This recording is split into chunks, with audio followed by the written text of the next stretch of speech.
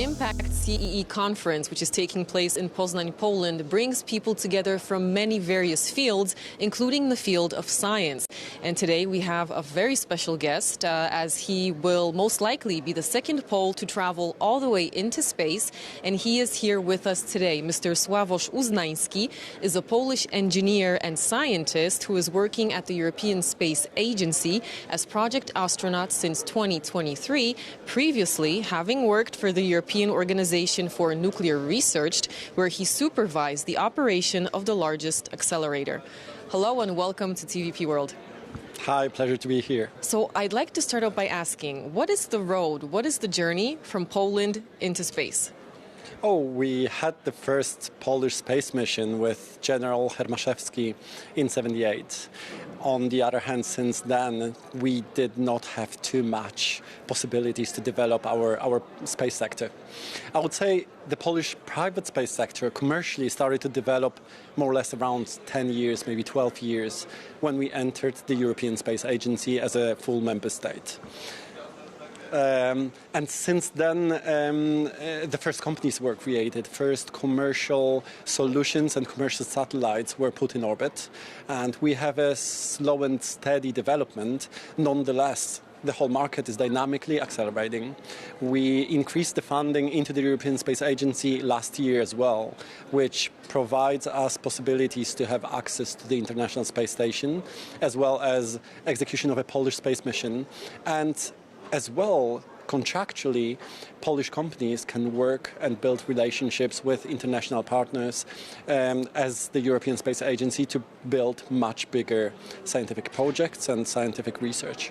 Because that was going to be my second question when I wanted to jump in there.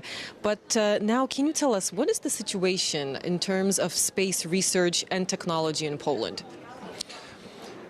I would say we had, after 10 years of development, we have our first solutions. We have put in orbit first satellites, and we are ready to scale our developments into another level. The first experiences helped us to build and establish sector. We have first space companies that entered the stock exchange in Warsaw. So they are publicly traded now. And these entities nowadays are ready for much bigger projects, maybe in near future to build constellations of satellites or building a much bigger infrastructure that will be in space.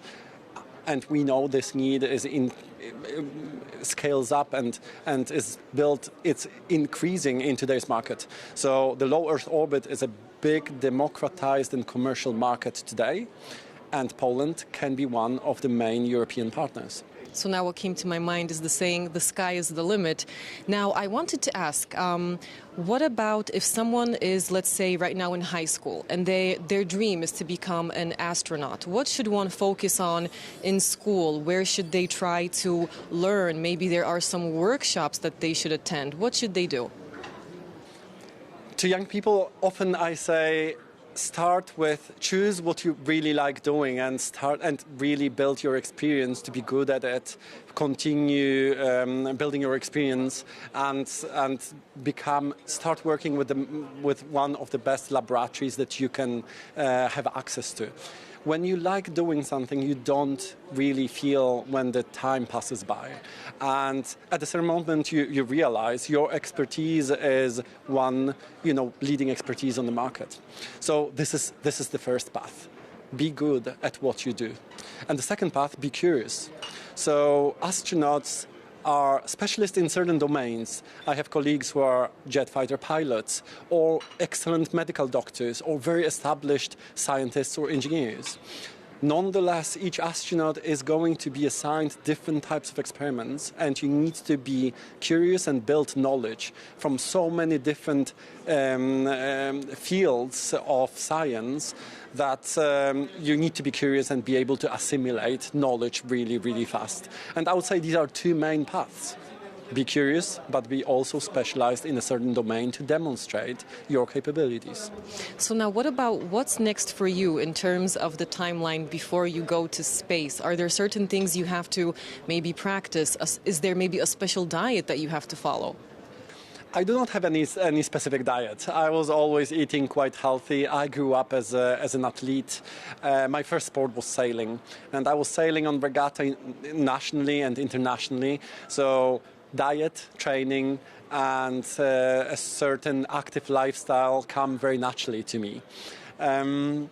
Yes, obviously there is a big part of theoretical preparation and practical exercises before being able to go to space. I started my training in September last year. I continue the training this year, and I'm waiting for the Polish mission to be assigned. To be assigned with the crew and potentially for a date to go to the International Space Station with the future international partners. So now what does this training look like, and what does it feel like to experience weightlessness? These are two completely different questions. Maybe I'll start with the second question first. For me, it was quite a big experience to try the weightlessness for the first time. Obviously, on the International Space Station, astronauts live in weightlessness for long periods of time. On Earth, we have possibilities to emulate weightlessness for a very short period of time. For example, using parabolic flights. I had a chance to experience that for the first time 3 weeks ago, where I was flying in a parabolic plane in Bordeaux in France. And physiologically, it's a very intense experience, quite overwhelming, I would say. I'm very happy I could have experienced this beforehand on Earth before going to space, because I could imagine it could have been quite overwhelming and quite scary at the beginning.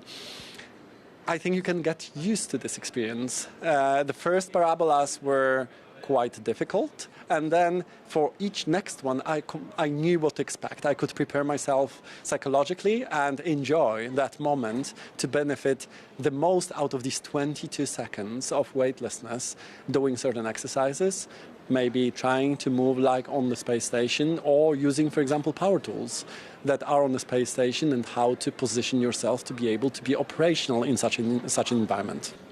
It really does sound incredible, and I'm sure everyone is keeping their fingers crossed, which we are, and we hope that you do go into space as soon as possible, and we hope it's a fruitful mission. Thank you very much for speaking to us here on TVP World. Excellent. Thank you so much for having me. Thank you.